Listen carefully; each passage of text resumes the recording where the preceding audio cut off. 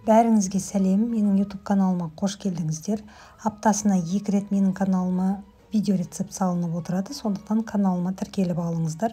Бүгінгі видеода осындай алма қосылған өте дәмді пирог дайындаймыз. Мен бұл пирогқа қосылатын заттардың грамдарын описание бөліміне жазып кетемін. Сол жерден кіріп қарасаңыздар болады. Оны көру үшін осы видеоның тақырыбының жанында еще деген сөзді басасыздар. Ең алдымен алмамыздың қабығын аршып, турап аламыз, үлкенірек етіп. Менің алмаларым үлкен 3 алма. Егер сіздің алмаларыңыз кішіректеу болса, онда 4-5 алма қолданғандарыңыз дұрыс.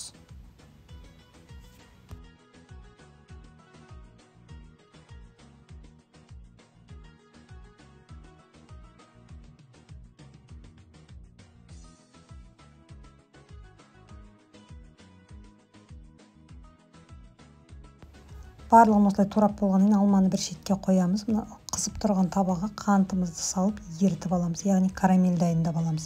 Егер де сіз карамельді бірінші рет дайындап тұрған болсаңыз, немесе дайындауға қорықсаңыз, онда ең дұрысы алма мен қантты бірге салып, солай жібіткен дұрыс. Өйткені карамельді қарап тұрып ерітпесе, ол күйіп кетеді қантымыз. Ол күйгеннен кейін оның дәмі начинкасына ащы болып әсер етеді.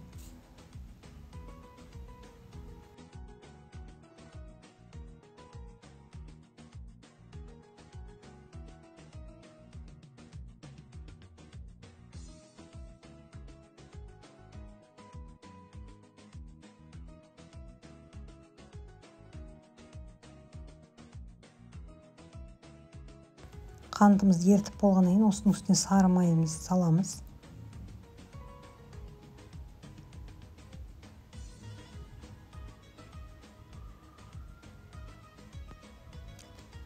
Майымыз еріп болғаннан кейін бағанағы турап дайындап қойған алмаларымызды қосамыз.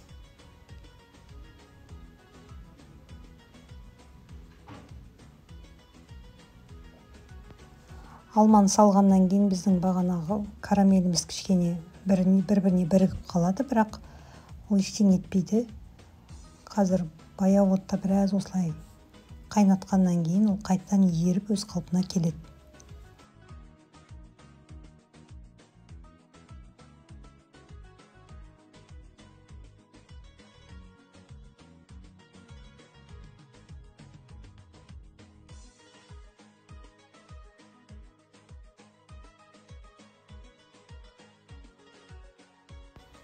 Лопатканың басында қатып қалған карамельдерімізді осылай түсіріп, тоже ерітіп жібереміз.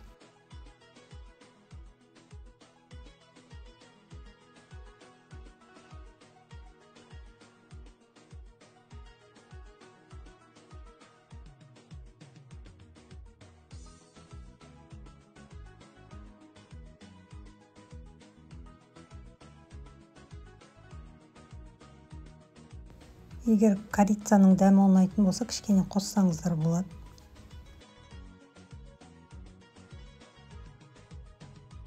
Алмаларымыз кішкене жұмсарып дайын болды. Енді осыны оттан алып, бір ыдысқа салып суытамыз.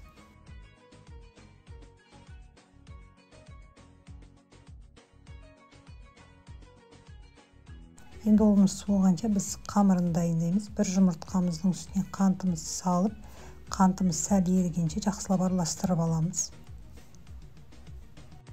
Осының үстіне бөлме температурасында жұмсақ сары майды салу керек, бірақ менде ол болмағандықтан мен ерітіп қоса салдым. Үстіне енді ұнымызды саламыз, разрыхлителді салып, кішкене венчикпен араластырамыз. Ары қарай қолымызбен жұмыс жасап, шашырамалы қамыр илейміз. Мен осындай шашырап тұрады қамыр. Енді осының 1/3 бөлігін жаңағы табамызға салып, бәрін стаканның түбімен басып келтіріп шығамыз. Кей жерлері мен үшін стаканмен істеу қиын болды, қолмен де келтірдім.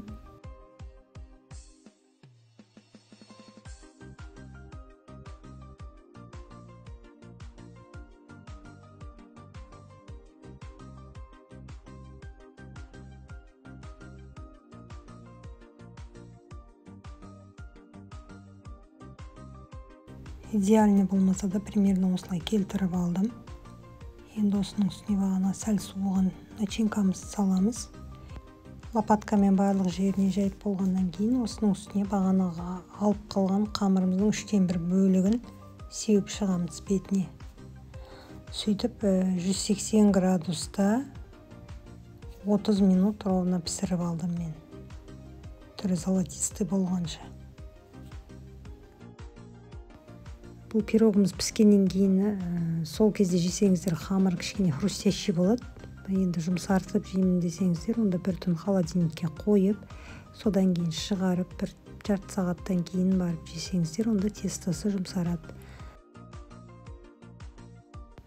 Негізі қамырының цветі әдемі болады, мына жерде освещениеден онша көрінбей тұр.